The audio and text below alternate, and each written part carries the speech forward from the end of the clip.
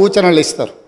సలహాలు సూచనలు ఒకవేళ ప్రభుత్వము పెడచెవిన పెడితే నిరసనలు, ధర్నాలు, రాస్తారోకలు చేస్తారు.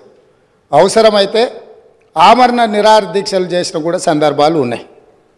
ఆ స్పిరిట్ను తీసుకోవాలి తప్ప వాళ్ళు 64 ఉన్నారు, మేము 39 మంది ఉన్నాం, మేము అచ్చోసిన ఆంబోతుల్లాకున్నాం, మేము పోడియంలోకి వచ్చి కుస్తీలు కొట్లాడతాం, ఈ రకమైన భాష వారి గౌరవానికి కానీ ఈ సభను నడిపించుకోవడానికి కానీ సహకరించదు. రెండవ అంశం, పదే పదే గత పాలన గురించి, గత ప్రభుత్వాల గురించి మాట్లాడుతున్నాను. సరే, వారు ఏం మాట్లాడతారో మొత్తం విన్నాక రిప్లై చేద్దాం అనుకున్నాను. కాకపోతే నా రిప్లై కోసం వారు తహతహలాడుతున్నారు. గత పాలనలో యూత్ కాంగ్రెస్ వైస్ ప్రెసిడెంట్గా కల్వకుంట్ల చంద్రశేఖరరావుకు అవకాశం ఇచ్చిందే కాంగ్రెస్ పార్టీ.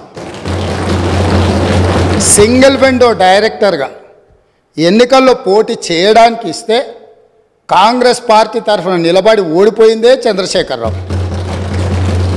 గత పాలనలో ఎంపీగా గెలిపించిందే కాంగ్రెస్ పార్టీ. గత పాలనలో షిప్పింగ్ మినిస్టర్ ఇచ్చిందే కాంగ్రెస్ పార్టీ. ఆ తర్వాత కార్మిక శాఖ మంత్రి ఇచ్చిందే కాంగ్రెస్ పార్టీ. అంతెందుకు ఇక్కడ సభ్యుడు ఉన్నాడు, వారు కూడా వారి కుటుంబ సభ్యులే. ఎమ్మెల్యే కాకుండానే మంత్రిని చేసి తర్వాత ఎమ్మెల్యేగా ఎన్నిక చేయడానికి సహకరించిందే కాంగ్రెస్ పార్టీ.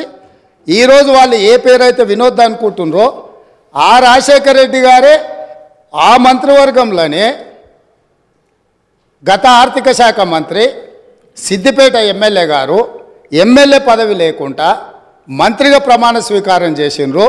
రాజశేఖర రెడ్డి గారి నాయకత్వమే దేశానికి బలమైన నాయకత్వం అని అందులో పనిచేసిండ్రు. మూడవది, పోతిరెడ్డిపాడు పొక్క పెద్దది చేసినప్పుడు కీర్తిశేషులు నాయన్ నరసింహారెడ్డి గారు కడప జిల్లా ఇన్ఛార్జ్ మినిస్టర్. ఆ రోజు కొట్లాడింది పోతిరెడ్డిపాడు మీద కీర్తిశేషులు పి జనార్దన్ రెడ్డి గారు. పోతిరెడ్డిపాడు పొక్క పెద్దది చేసినప్పుడు ఇక్కడ ఉన్నోళ్ళు ఎవరు ప్రాణత్యాగాలు చేస్తామని ఎవరు కొట్లాడలే, ఎవరు మాట్లాడలే. సొంత పార్టీ, సొంత ప్రభుత్వం ఉన్న తెలంగాణ ప్రజల హక్కులను భంగం కలిగించొద్దు, కృష్ణానది జలాలలో మా వాటా మాకు ఉండాలి, మా వాటాను ఎవరు తీసుకెళ్ళినా మేము ఒప్పుకోమని కొట్లాడింది ఆనాటి నాయకుడు పి జనార్దన్ రెడ్డి గారు మాట్లాడినారు తప్ప వీళ్ళు కాదు. కాబట్టి ఈరోజు వీళ్ళందరూ ఏ పాలకుల గురించి మాట్లాడుతున్నారో ఆ పాలకులు ఇప్పుడు మాట్లాడుతున్న పెద్దలు ఎట్లెమ్మెల్యే అయినరు?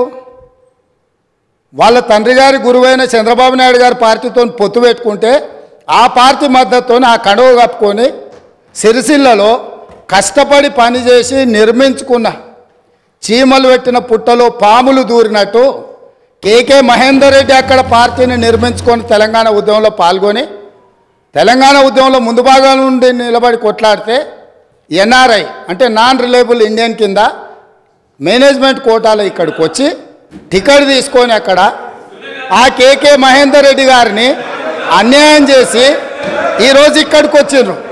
కాబట్టి ఈరోజు గతం గురించి అధ్యక్ష, ఒకవేళ మా మిత్రులకు ఒకవేళ వాళ్ళకు అంతగా గతం గురించి చర్చించాలనే ఆలోచన ఉంటే ఒకరోజు మొత్తం తమరు సమయం ఇవ్వండి.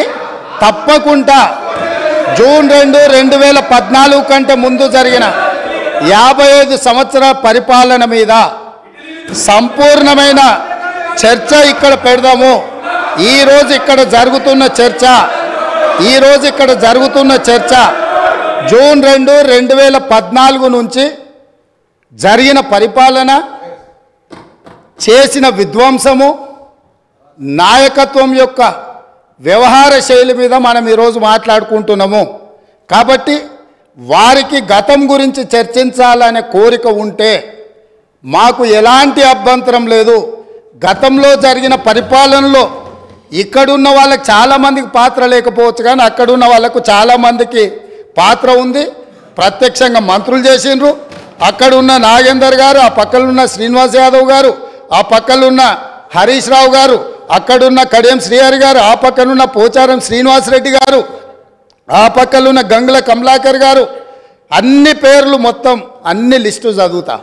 వీళ్ళందరూ కూడా ఈరోజు వారు ఏదైతే పాపాలు జరిగినాయి అంటుండ్రో ఆ పాపాలలో సంపూర్ణమైన భాగస్వామ్యం వాళ్ళదే ఉన్నది. వరంగల్ ప్రాంతంలో జరిగిన ఎన్కౌంటర్లకు ఎవరి కారణమని చర్చ ఉంది అధ్యక్ష? ఈరోజు వారే మాట్లాడుతున్నారు. ఏమని గవర్నర్ ప్రసంగంలో మొత్తం కాంగ్రెస్ పార్టీ మేనిఫెస్టోనే పొందుపరిచిండ్రని. చాలా సీనియర్గా పనిచేసిండ్రు మంత్రులుగా.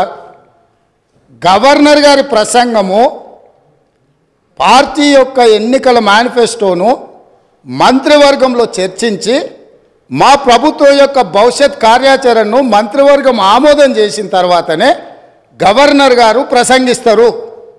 పరిపాలనలో అనుభవం ఉన్న వాళ్ళు, గతంలో ఈ రకమైన నిర్ణయాలు చేసిన వాళ్ళు కూడా ప్రజల్ని తప్పుదోవ పట్టించడానికో లేకపోతే వాళ్ళ యజమానులను సంతోషపెట్టడానికో ఎందుకు మాట్లాడుతున్నారో నాకైతే తెలియదు. నేను సభ్యుడికి సూచన చేస్తున్నా. నేను చాలా విషయాలు ప్రస్తావించిన, తప్పకుండా సావధానంగా 5 సంవత్సరాలు సమయం ఉంది. సంపూర్ణంగా ఎక్స్రే తీసినట్టుగా ఎక్కడెక్కడ ఏమేమి ఉన్నాయో అన్నిటిని వివరిస్తాం. మా ఆర్థిక మంత్రి గారు, డిప్యూటీ సీఎం గారు జరిగిన విధ్వంసం ఏంది, ఆర్థిక నేరం ఏంది, అన్ని విషయాలు ఈ సభలోనే తమరి అనుమతి తీసుకొని చర్చకు పెట్టి వాటన్నిటిని విశ్లేషిద్దాం. మేము సిద్ధంగా ఉన్నాం.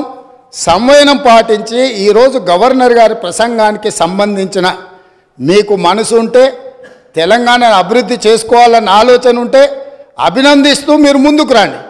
లేదు మేము ఇట్లనే ఉంటామంటే పిల్లి శాపనార్థాలకు ఉట్లు తెగిపడవు.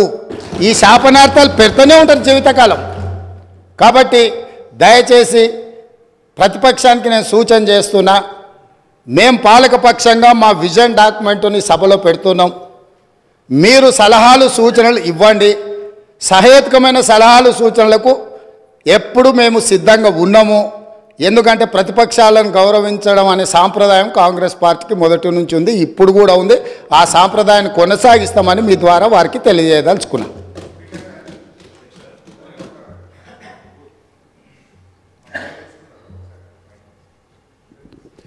వారు మా పేరు తీసుకున్నారు అధ్యక్ష. గౌరవనీయులు